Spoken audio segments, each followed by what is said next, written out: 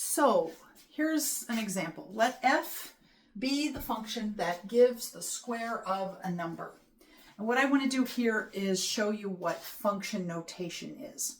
So here I've given you a verbal description of my function. And the way I would give you a table, a numerical description of that function is I would take your input x, and let's say we put in -1, -2, let's do 0, 1, 2. Then I'm going to square these input values, and this is just a subset of all possible inputs. I'm going to take -1 and square it. So y becomes -1 squared, which is just 1. If I take -2 and square it, I get 4. How about 0? Square 0, I just get 0. And if I square 1, I get 1. And if I square 2, I get 4. So here are some values, and I'm going to go ahead and graph this function. So -1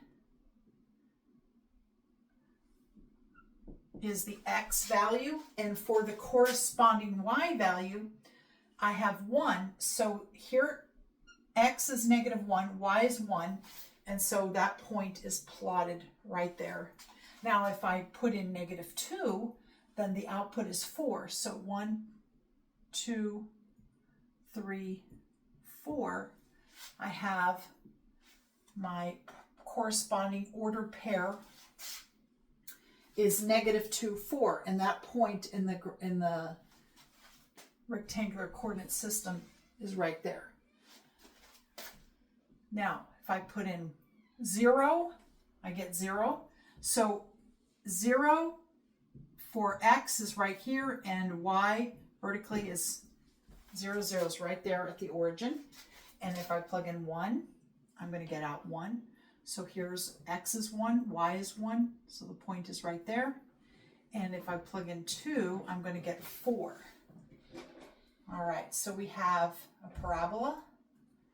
And notice that in my numerical representation, I have a finite number of points, but graphically, I can represent the entire function by showing that this curve here connects all the points that are part of that function.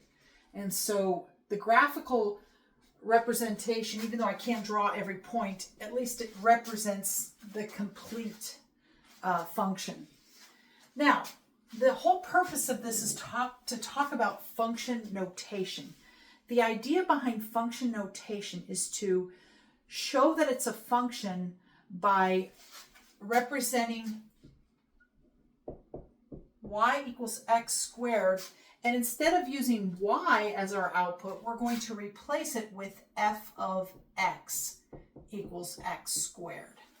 So the reason why this is useful is because it shows, first of all, it shows us the name of the function, which is f, and it also shows us that x is the input and the output is x squared.